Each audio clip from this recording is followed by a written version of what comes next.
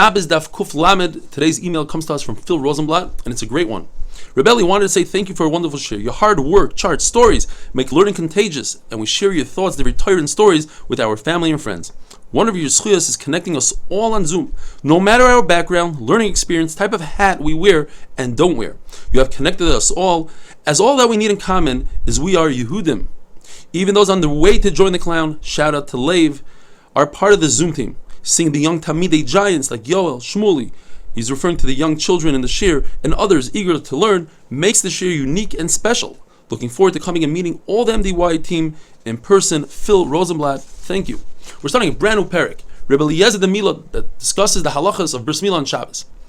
If we have a bris milah that's on the 8th day on its time, and there's no knife prepared from before Shabbos, you can carry a knife from Rishus Harabim, b'mechal Shabbos, as long as you show the knife. The knife is exposed and everybody sees the love that we have for mitzvahs, that for a mitzvah we are prepared to be mechal Shabbos. In time of danger and sakana, you hide the knife, but you don't want other people to think that you're being over and chil Shabbos, so you do so in front of Edom. The Gemara's Mesupek doesn't mean you plus Edom that are watching you hide the knife, or it's just one other person together, you are Edom, that could testify in other cases. We're talking about machshirei mitzvah. These are things that you need to do in preparation of the mitzvah. So for instance, when it comes to a bris milah, you would cut wood to make a fire, to make coals, to heat up the metal, to make a knife for the bris milah. All these things are permitted according to Rebbe Eliezer. They're machshirei mitzvah, and Chachamim argue.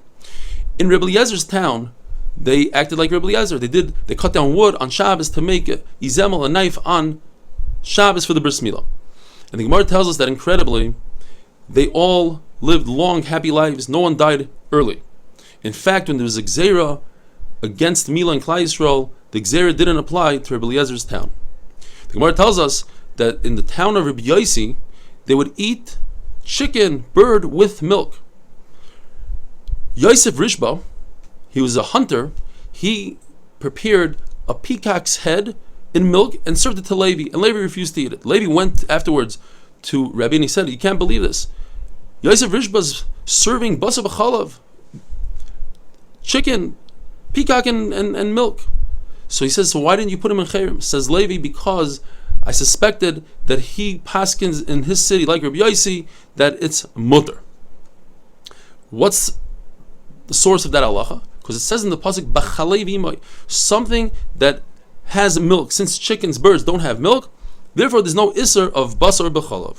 Says Reb Shimon Gamliel, any mitzvah that Klal Yisrael accepted b'simcha, with happiness, they still to this very day do b'simcha. Like it says by bris milah, "Sasa noicha alim rasecha," I'm happy on your word. In other words, this is the commandment that HaKadosh Baruch Hu gave Avram Avinu bris milah before the entire Torah. Kemoitzei shal rav, like I found a great treasure.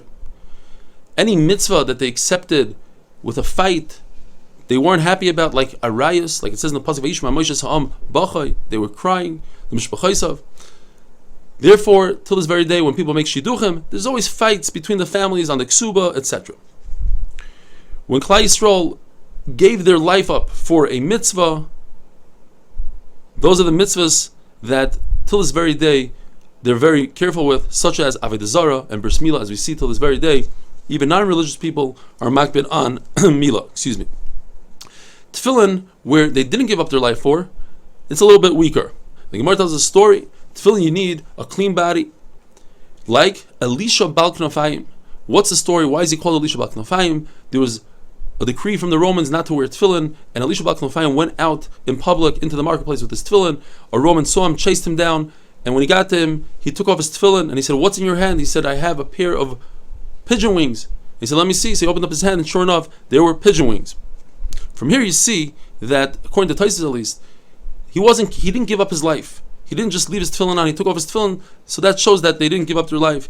Rashi explains that Klal Yisrael wasn't careful with a guf naki, a clean body. It was Elisha that was careful with. And from that day on, they called him Bal Knafayim.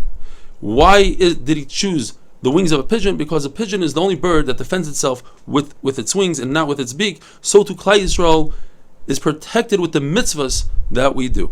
And now we move on to Amid Beis.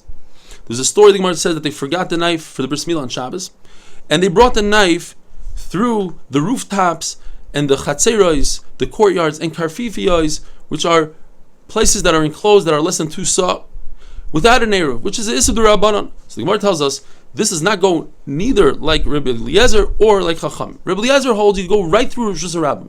So therefore there's no need to go through the rooftops. And it's not like Chacham because they say you can't go through the Gagas and Chatzeris at all. So this is a third shita. Reb Shimon shita. Reb Shimon says that the Gag, Karfif, and the Chatzer are considered one Rishus even for a regular clean, not a mitzvah. Even if there's no bris milah, you could grab a cup and go through the Gag, Chatzer, and Karfif. However, what is also according to Reb Shimon is to go out from your house into the Chatzer, unless, of course, there's an Eruv. The Gemara tells us that Reb Asi says, he brings a Rish Lakish, that they once forgot a knife, and they brought it through the Gagois, Chatzeris, Karfifiyos, and Chacham were really upset. How could they go according to Rebbe Eliezer? Rebbe Eliezer is a Shamuti. So one Pshat in Rashi is Shamuti. They put him in Cherem, the famous story in Bava Metzia, where all the Gedolim held by the Tanur Achnoi one way. Rebbe Eliezer said it's Tahar, and he brought a raya from the Charov tree, from the water. There was a baskel that came out and said, Halach is like Rebbe Eliezer. And Rebbe Shua got up and said, Torah loy b'shamayim, we don't pass like the Shamayim. And they put Rebbe Eliezer in Cherem, an incredible story. So if Rebbe Eliezer is in Cherem, how could we pass like him? Another pshat is Shamuti, that he was a Talmud of Bishamai, so we don't go like Bishamai. Or the Gemara says that he was a Yachid against Rabbim, Halachic Rabbim. So the Gemara explains, Rabbi Yehuda HaGoizer, his name explains, he was Rabbi Yehuda the Moil. That we're talking about a Mavoi that did not have a sheet of Mavais. It didn't have an Eruv for the Mavoi. And they went from one side of the Mavoi to the other side. And Reb Asi agrees to that halacha. You could go from one side to the other. But Reb Zera asked Reb Asi, I once asked you this question, how come you didn't tell me that you hold you could go from one side to the other without an Eruv? And he said the pshat is because he was reviewing this halacha of Rish Lakish over and over.